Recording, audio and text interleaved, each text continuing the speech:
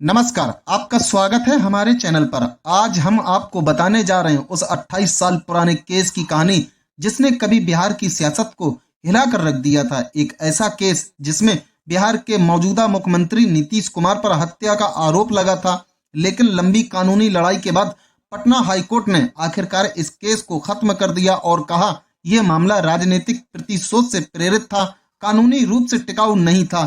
तो आखिर क्या था पंडारक मर्डर केस, कैसे दर्ज हुआ, क्या क्या हुआ अदालत में और कैसे आखिरकार नीतीश कुमार सभी आरोपों से बरी हो गए।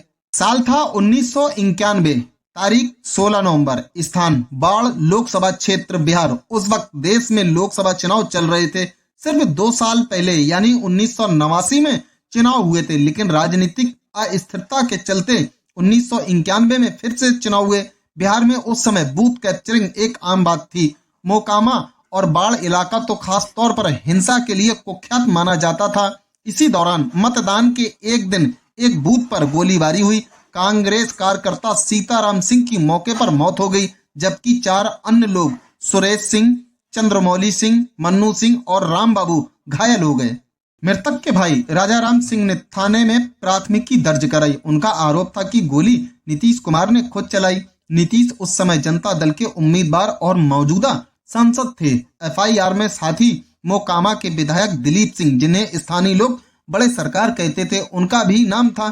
शिकायतकर्ता ने कहा कि दोपहर करीब 3 बजे जब हम वोट डालने पहुंचे, तभी नीतीश कुमार और दिलीप सिंह अपने हथियारबंद समर्थकों के साथ वहां पहुंचे और नीतीश ने मेरे भाई सीताराम पर गोली चला दी। एफआईआर में धाराएं लगाई गई। आईपीसी 302 हत्या, 307 हत्या का प्रयास और आर्म एक्ट। नीतीश कुमार ने तत्काल जांच अधिकारी को पत्र लिखकर अपना पक्ष रखा। उन्होंने कहा, घटना के समय मैं बाढ़ में नहीं था बल्कि नालंदा में था, जहां मेरे साथ उस वक्त के जिलाधिकारी और पुलिस अधीक्षक दोनों मौजूद थे। यानी नीतीश कुमार ने साफ कहा कि वो उस समय घटना स्थल से कई किलोमीटर दूर थे।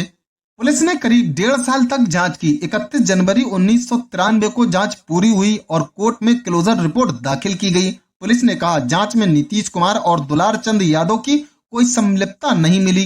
बाकी 3 आरोपी दिलीप सिंह, योगेंद्र यादव और बौद्ध यादव पर आरोप तो सही लगे, लेकिन उनके खिलाफ पर्याप्त सबूत नहीं मिले। इसके बाद 5 अगस्त 2008 को एसीजीएम बाढ़ की अदालत ने इस रिपोर्ट को स्वीकार कर लिया। इससे नीतीश कुमार और दुलार चंद यादव को राहत मिली। बाकी आरोपियों पर आईपीसी की धारा में केस चलता रहा।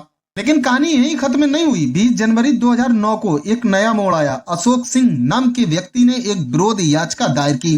ध्यान देने वाली बात यह थी कि अशोक सिंह न तो इस केस के सूचना करता थे और न ही गवाह। उसी दिन अदालत ने उनका और एक अन्य गवाह रामानंद सिंह का बयान दर्ज किया, लेकिन बाद में उनकी ओर से कोई और कार्रवाई नहीं हुई। इसी बीच आरोपी योगेंद्र यादव ने पटना हाईकोर्ट का दरवाजा खटखटाया और कहा एसीजीएम ने गलत तरीके से आगे कार्रवाई की है।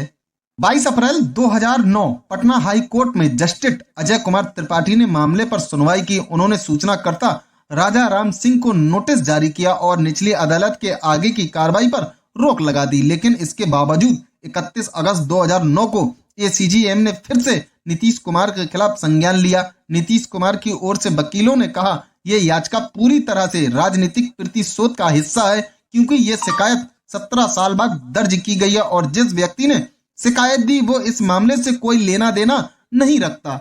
मामले में बड़ा मोड़ तब आया जब सूचनाकर्ता राजा राम सिंह और घायल गवाह राम बाबू, सुरेश सिंह, चंद्रमौली सिंह सभी ने अदालत में हल्फनामा दाखिल किया। उन्होंने कहा असल अपराधी दिलीप सिंह थे, जो अब इस दुनिया में नहीं है।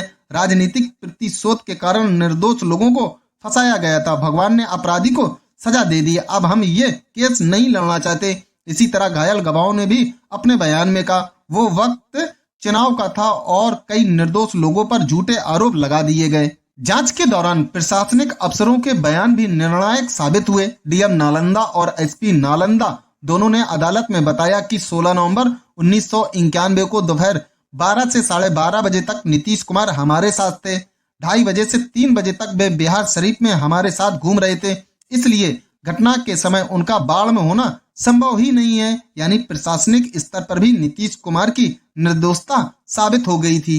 पटना हाईकोर्ट ने अपने फैसले में कहा, किसी अपराध का संज्ञान एक ही बार लिया जा सकता है। एक बार जब अदालत क्लोजर रिपोर्ट स्वीकार कर चुकी थी तो दोबारा उसी मामले में संज्ञान लेना अवैध है। हाई कोर्ट ने यह भी कहा कि 22 अप्रैल 2009 को स्थगन आदेश के बावजूद एसीजीएम द्वारा कार्रवाई करना अदालत की अवमानना के समान है। साथ ही अदालत ने माना कि अशोक सिंह की शिकायत कानून रूप से मान्य नहीं थी, क्योंकि वे इस मामले में सूचनाकर्ता या गवाह नहीं थे। और आखिरकार 15 मार्च 2019 को पटना हाईकोर्ट के जस्टिस एहसानुद्दीन अमान उल्ला ने 28 साल पुराने इस केस को खत्म करने का आदेश दिया। फैसले में लिखा गया, राजनीतिक प्रतिशोध से प्रेरित ये शिकायत न केवल देरी से दायर की गई बल्कि इसके पीछे कोई ठोस सबूत भी नहीं था। इस तरह नीतीश कुमार को सभी आरोपों से पूरी तरह बरी कर दिया गया।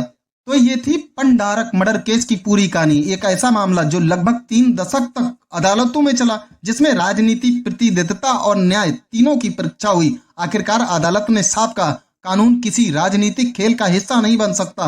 28 साल बाद नीतीश कुमार को मिली ये क्लीन चिट सिर्फ एक व्यक्ति की जीत नहीं बल्कि कानूनी प्रक्रिया और न्याय की मजबूती का प्रतीक बन गया। अगर आपको हमारी ये रिपोर्ट पसंद आई हो तो कमेंट में अपनी राय जरूर बताएं और चैनल को सब्सक्राइब करना ना भूलिए।